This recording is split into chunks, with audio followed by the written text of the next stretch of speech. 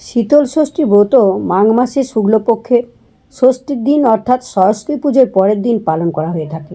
জেনে নেওয়া যাক এই ব্রতের পেছনে প্রচলিত কাহিনীটি কী। মাঘ মাসে শুক্লপক্ষে ষষ্ঠীর দিন মেয়েরা এই ষষ্ঠীর ব্রত পালন করে। দই, হলুদ, কড়াই, ফল, মিষ্টান্ন ইত্যাদি পুজোর প্রয়োজন হয়। দই হলুদে সাদা সুতো ছাপিয়ে ছেলে মেয়েদের হাতে বেঁধে দিতে হয়। আগের দিনে ভাত আর গোটা সিদ্ধ করে রেখে দিয়ে ষষ্ঠী পুজোর দিন সেই ভাত আর গোটা সেদ্ধ খাওয়ারই বিধান। এটার গল্পটি হচ্ছে, কোনো এক দেশে এক বুড়ো বামুন ছিল, আর ছিল তার স্ত্রী বিন্দি ঠাকুরুন তার নাম। বিন্দি ঠাকুরুনের ছিল ঠাকুর দেবতার ওপর খুব নিষ্ঠা। সে ছেলে, বউ, নাতি নাতনিদের নিয়ে বেশ সুখেই দিন কাটাচ্ছিল। একবার মাঘ মাসে শীতল ষষ্ঠীর দিনে খুব কনকনে ঠান্ডা পড়ায় বিন্দি ঠাকুরুন শীতে কাতর হয়ে ব্রত করতে পারল না।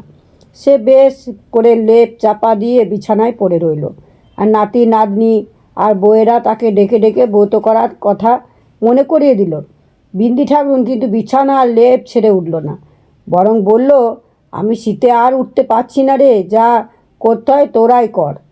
আমার জন্য 4টি গরম ভাত রেঁধে রাখ বাবা, স্নান করার জন্য একটু গরম জল করে দিও, আমি এই ঠান্ডায় কিছু করতে পারবো না। এই শীতল ষষ্ঠীর পুজোর নিয়ম পালন কি করে করব? বউয়েরা তাদের শাশুড়ির কথার মতোই কাজ করলো, গরম গরম সব কিছু বানিয়ে দিল। বিন্দি ঠাকুরও গরম জলে স্নান করে গরম ভাতই খেলো, অথচ এই দিন ঘরে উনুন জ্বালাতে নেই।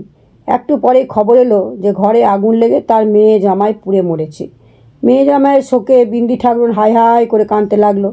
রাত্রিতে সে কিছুতেই ঘুমাতে না পেরে জেগেই বসে রইল।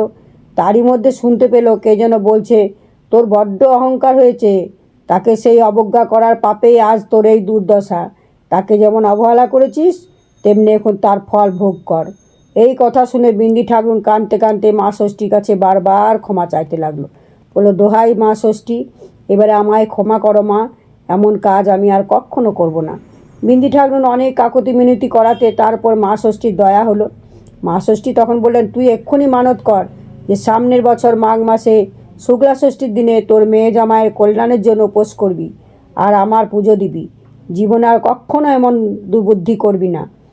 তোর মেয়ে জামাইকে এখনও দাহ করা হয়নি, যারা মৃতদেহ নিয়ে যাচ্ছিল, আমার ইচ্ছায় ভয় পেয়ে তারা বনের ধারে মৃতদেহ ফেলে সবাই পালিয়ে গেছে।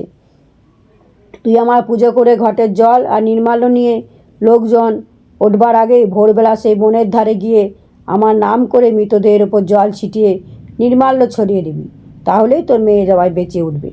বিন্দি ঠাকুর মা ষষ্ঠীর আদেশ মতো সকাল হতেই বনের ধারে গিয়ে তার মেয়ে আর জামাইকে মৃতদেহ দেখতে পেল। তারপরে ফুল জল ছড়াতেই তারা বেঁচে উঠে বিন্দি ঠাকুরকে প্রণাম করলো।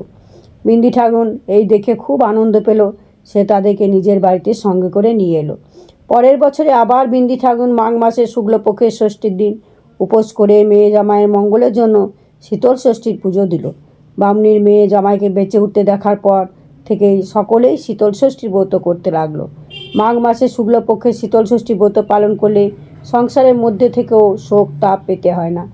এটা আসলে হচ্ছে শিলনোড়ার পুজো, শিলনোড়াকে পুজো করা হয় এবং সেই দিনে সব ঠান্ডা ঠান্ডা ভাত খায় সবাই, বাড়িতে রান্না উনুন ধরে না, গরম কিছু খায় না যারা ব্রত পালন করে।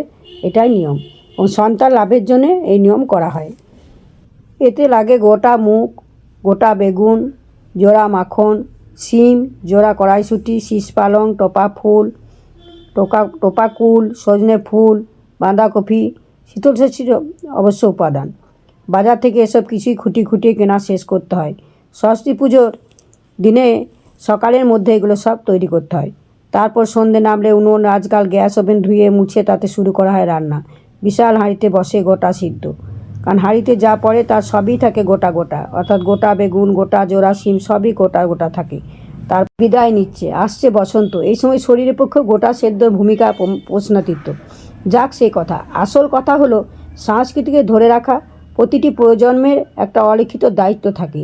তার জাতিসত্তা, তার পারিবারিক আদর্শ, রীতিনীতি, সনাতনী প্রথার ধারক ও বাহক হিসেবে দায়িত্ব পালন করাও তার কর্তব্য। এটাই পৃথিবীর নিয়ম, আর সেই বদলের সঙ্গে পা দিয়ে এগিয়ে যাওয়াটাই বুদ্ধিমানের কাজ। কারণ